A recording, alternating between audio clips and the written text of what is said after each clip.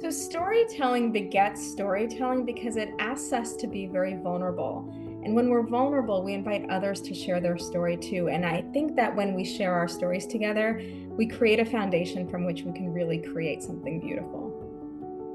Welcome to Women Leaders on the Move, Her C-Suite radio podcast. I'm your host, Natalie Benamou, and every week I bring you inspirational stories and ideas to help you in the arc of your career. I'm also the founder of Her C-Suite, a women's network where we meet, engage, and thrive in meaningful ways. We are creating an ecosystem of limitless opportunities. Women are hiring each other, landing board roles, and they are advancing their careers. I hope you will find out all the ways that we are advancing women faster at hercsuite.com. I am so thrilled today to be bringing you an incredible leader and author.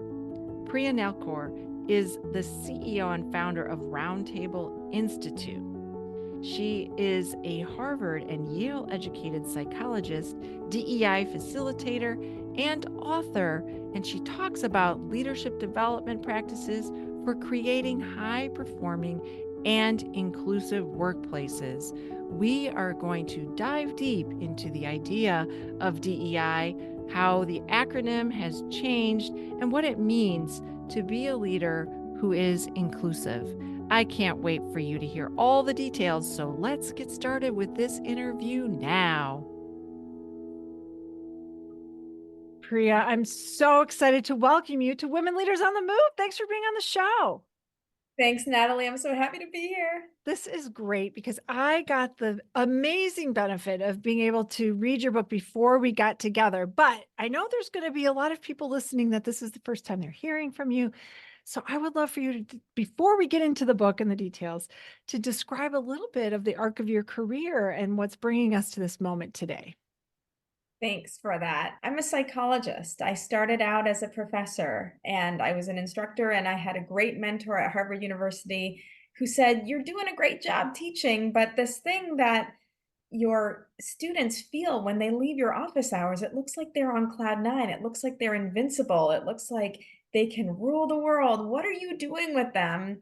And we together put our heads together and realized that what I was doing was coaching. So I took some time to learn what coaching was and got certified, and then joined a firm to be a leadership development coach. And I loved it. My career was fantastic. And that work environment was really great up until it wasn't. And what I mean by that is that when you realize you're the first or the few or the only, I'm quoting Deepa Purushottamans. I didn't want to be the first, the few, or the only anymore. I wanted to actually recognize the people who have been in that position before. And I started my company, the Roundtable Institute, in November 2016, where the political climate and the social climate in the United States was not good for minorities or for women. And so I wanted to take everything I'd learned about leadership development and pour it all into women's leadership and minorities leadership.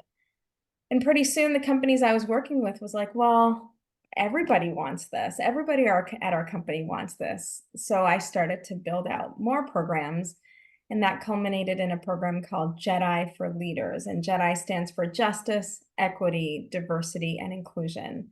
And this is a program that anyone at any level in an organization can go through to learn what their potential as a leader is.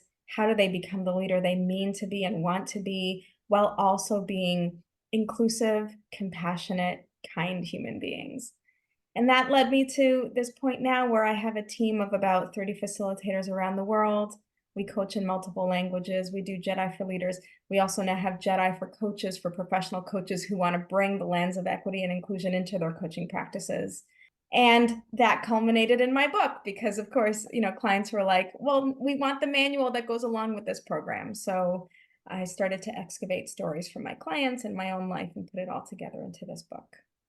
What comes to mind is, first of all, like, congratulations on doing this. It takes a lot of courage to start a business. And we have had a very up and down last 8 years. And I started my business at the end of 2020, and 2021 was great. It was like everybody was on board in terms of, well, I don't know, 2021 was great, but in terms of inclusion, people were starting to look at it, people were talking about it. And now I'm curious about this because in the work that you're doing, have you seen a change in attitude towards it? Because I have in what I'm doing, and I'd love to talk about how we can shift back to get back Yeah, on track because I feel like something's shifted and I can't put my finger on it. So what have you seen in this area? you're right. It's definitely shifted. The terms DEI have become highly politicized and polarized. All that tells me is that the work is not nearly close to being done. The fact that it is kind of engendering all this resistance actually is a good thing. It has to have us, the resistance invites us to listen closely, to lean into the resistance, understand if there's shared wisdom we can generate. So has it affected business? I'm sure it has. We had a slow January, things picked up again in February. I can't fully attribute that to the attacks on DE&I, but maybe it's part of it. Maybe it's just part of the market shifts or whatever. But I do know that as an inclusive leader, it's important that I respond to that by listening carefully about what the resistance is really about. To me, resistance is a form of fear. People are afraid of what it can mean if DE&I takes off because it is scary. It means like old patterns are going to be broken. It means that systems are going to be dismantled. And people who have been benefiting from those patterns and systems are threatened by that, and rightfully so, because the things that have given them so much privilege are now at risk. But it also means that the people who have not benefited and have been at a disadvantage because of those systems might now have a place where their voices are heard and valued and worthy for who they've always been and who they are. I think it's important to treat it as potentially fear. And what do we do when someone else is afraid? We offer compassion, we offer empathy, we offer listening while holding true to our principles and our values. So the work is not going to stop. You can package it and call it whatever you want. You can call it leadership development. You can call it coaching. The work is not going to stop. To me, great leadership is inclusive leadership. If you want to call it great leadership, fine by me. If you don't want to call it inclusive, fine by me, because that term has gotten so politicized. But the work is not going to stop. If anything, we need more of it. I 100% support that wholeheartedly, obviously, in the work that I do too. But one of the things that you talk about in your book is, the leadership component, and you were just mentioning that. And the work of a leader being able to embrace, I've heard so many stories of people that just are invisible at work and are not recognized, right? And so I would love to learn more for leaders.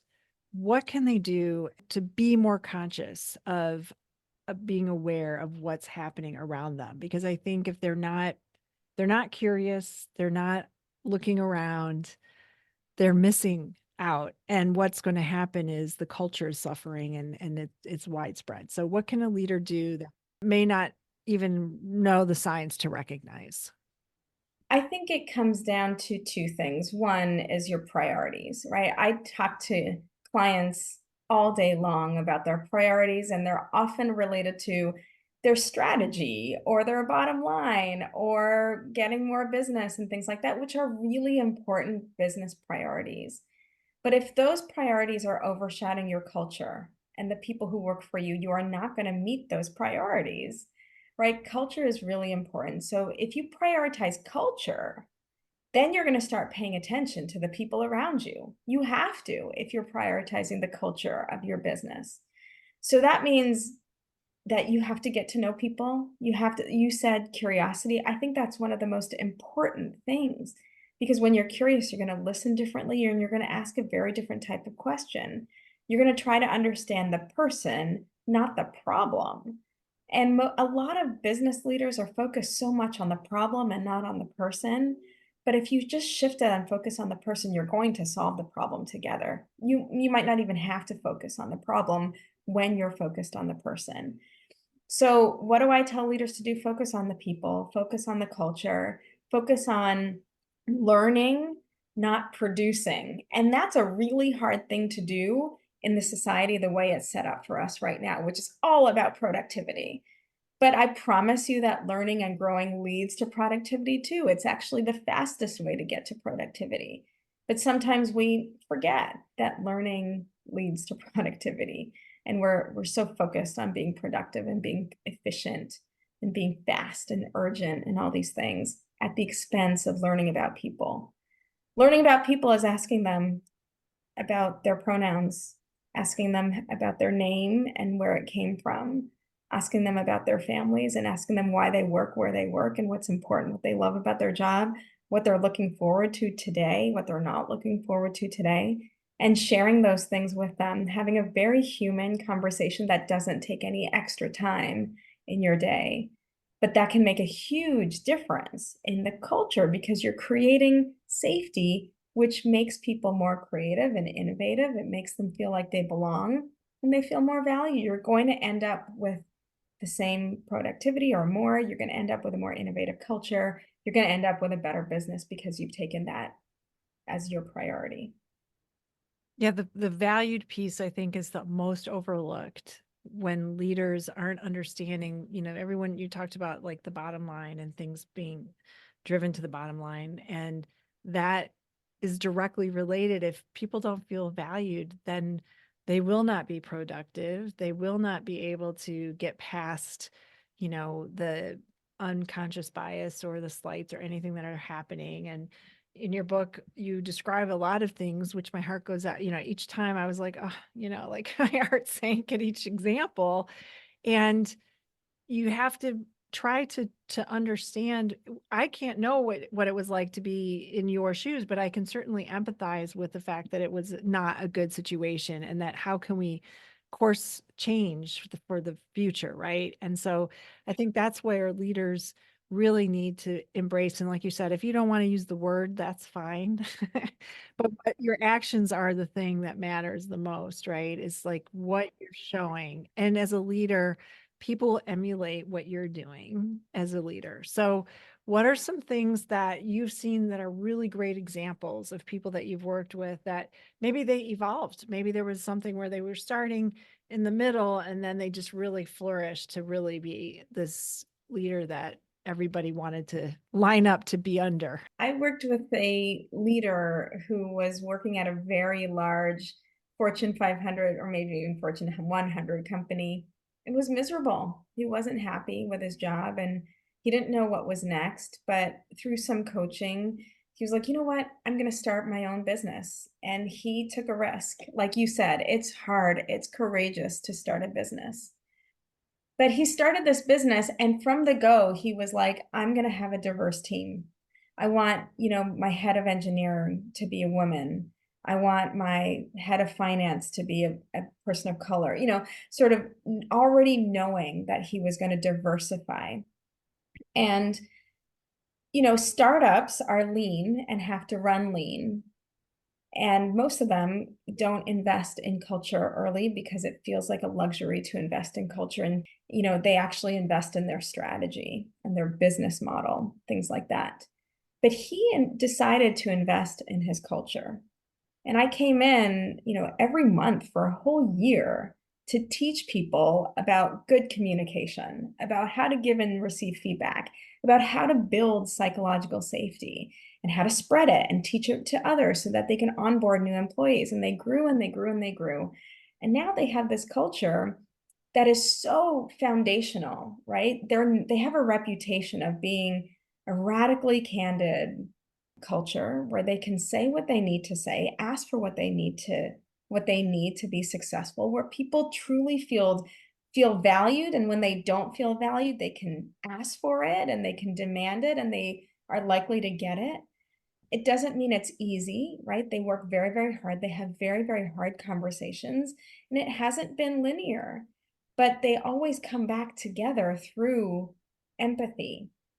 And to your previous question, like I really believe that the universal language is emotions. That's something we experience across all emotions. Like We know what happiness looks like. We know what sadness looks like. We all know what those emotions feel like. And while you might not have experienced the same stories I have, you can relate because you've had sad experiences yourself or you've had happy experiences yourself. And that's where you and I can connect. So where we share our stories with each other is we ignite each other's emotion. And on that level, we can start to understand each other. And that's all I'm asking, right? Like, don't do your business at the expense of the emotions in your workplace because those deserve your attention. Those are the ones that lead to feelings of value and worthiness and belonging. And this particular CEO had to learn how to pay attention to people's emotions and to share his story and to invite other people's story. And that's the kind of culture they have now. And it's beautiful. They're global. They're across the world in so many different places now. And that culture is what they look for in their interviews and when they're recruiting people. And they hire for that culture. I love that last piece. They hire for that culture because I feel you're right. People sometimes push it down and they don't acknowledge what is most important. And you have to hold true to those values in order to be able to flourish and be the place where people really feel excited about getting up and going to, whether they're virtual or hybrid or, online, it doesn't matter, right? It's like people need to have that sense of belonging, which is another word that has, gotten pushed down with So inclusion. many words. I I don't know. understand, And why is even, belonging not a good word? Like, it's just like, I know, it's so I know. I strange to don't get me. it either, It's, but there's going to be something yeah, else. yeah, yes, An inclusive environment doesn't necessarily mean that everybody's waking up in the morning excited to come to work, right, yes, of right? course. That's like, but you might wake up in the morning and be like, gosh, I'm having a lousy day, but at least I know I'm safe at work and there's someone there who would listen to me or understand why I'm not able to be the best I can be today. Mm-hmm, mm-hmm. Instead of being afraid of work where you can't reveal that part of yourself. One of the things that I think in terms of awareness, if you're in an organization where there may not be a lot of diversity, is being more sensitive to the people that are maybe they are the only, right? What would you say that could bridge that gap a little bit to help them reach out? What are some tactics that they could use both ways, right? Like to say, "Hey, I'm the only one here," whether you're a woman or a person of color, whatever the background is, right? So Yeah. what are some things that you've seen that have been really effective to kind of bridge those when someone is the only person? It could be someone that's neurodivergent. I mean, there's a lot of things, right? So I think it's good practice for all leaders who want to grow to invest in relationships. So when you're the only one of a certain identity, I want you to look around at the people who could be potential allies for you and build relationships with those people. And we know what those people look like, right? Mr. Rogers himself said, find the kind people, right? There are always people in your environment who are going to give you that smile, give you that nod, open the door for you. Those are the people that when you're the only, you've got to reach out to because you can't expect them to come to you, although sometimes they will. But by you going to them and investing in that relationship, learning about them, creating a space where that relationship can flourish, you've got a potential ally now.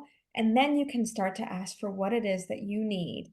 And that ally is going to hold more power than you do. And when they start to act on that role as an ally, you start to feel more supportive and less alone. I think that's so important. One of the things that you have in your book is an acronym, and there's a chart. I think it's LEAD, if I'm not mistaken. And that word, of course, sticks in my mind as we're talking about leaders. But what are some things that people can think about when you talk about that? And I think there's different phases of where people are There's on that. different Yeah. phases. Yeah. Yeah. So it's a little bit complicated, right? But the truth is, it's a journey. Getting to inclusion is not linear. It's a series of decisions you consciously make along the way. right? So like you might not be aware of certain things, but you're like, I'm doing this. I'm decided. I've made a decision. I've made a commitment. I'm going to run the New York City Marathon. I have no idea how I'm going to get there, but I know that I got to learn along the way. I got to train. I can't just show up at the start line and expect to complete 26.2 miles without some training, but I'm committed to that. Okay. So that means along the way, I'm probably going to trip. I'm probably going to buy the wrong pair of shoes. And then I'll learn from that mistake and I'll buy the right pair of shoes. And then what's going to support me? Probably some good nutrition, probably a community. Maybe a coach is going to support me along the way. Wow, I never knew I needed these things. Next thing you know, 9 months later, you're crossing the finish line and you're a new person. And you're now a runner, right? It's part of your identity. You're a marathoner. You completed the New York City Marathon, right? It's sort of the same thing. When you make a decision and you schedule it and it's on it and you've paid for it and you've got your registration ticket, you're going to have to find the way to get across the finish line now. And you've done it so many times in your life on so many different goals, you can do it on this one. The beautiful thing on this one is that the goal is constantly changing. So you're never done on this journey. You're always learning new things. You asked me a question today that I'm still grappling with, right? Like somebody asked me yesterday, I did a keynote, and they asked me the same thing, like, how has the attacks on DE&I affected you? And I'm like, I'm still learning. When I wrote the book, there weren't so many attacks. I'm still learning now. How do we navigate this, right? Like the journey doesn't end, but I'm committed to the journey and I'm going to keep going.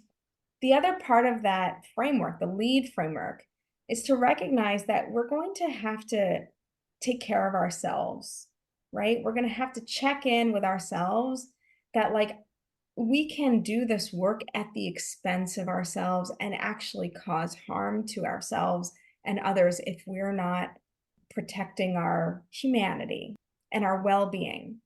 So only do this work insofar as it also serves you, it fortifies you, rewards you, and makes you feel satisfying, like that you're making a difference in the world. And that's a really important point that I want to highlight, that people can go too far and then get suddenly really exhausted because it is a lot of emotional labor that you've committed to doing.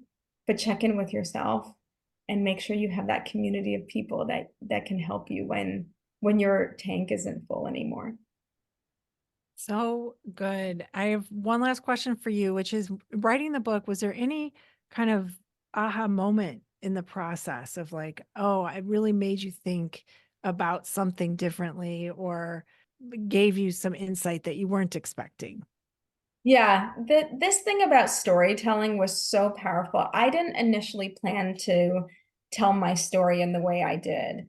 When I was pitching the book to publishers, there was a lot of bifurcation here. Some publishers loved, the mechanics and the playbook and the context of inclusion in the world right now. But a few publishers were like, we want to understand the genesis of this and your personal story, because the personal story is the part that people are going to resonate with because it'll inspire them to tell their story. So the aha I got, and I'm still getting now as more and more people are reading the book and sharing with me what it was like for them to read the book, is like people saying, oh my gosh, you were left out of kindergarten too. Or like, I remember a time when I was the last person to be picked on my soccer team and I felt terrible. And I've never had a place to really talk about that because I still hold it at 46 years old. And when we provide a platform to share those stories, again, we create shared humanity. And I think from that place is where we can really build something incredible together. So I'm glad that I ended up sharing my story. I was really going back and forth on that. But that's the part that people are like, oh my gosh, you too, you were on swim team and you got left out. Stories beget more stories, and that's how we grow as leaders.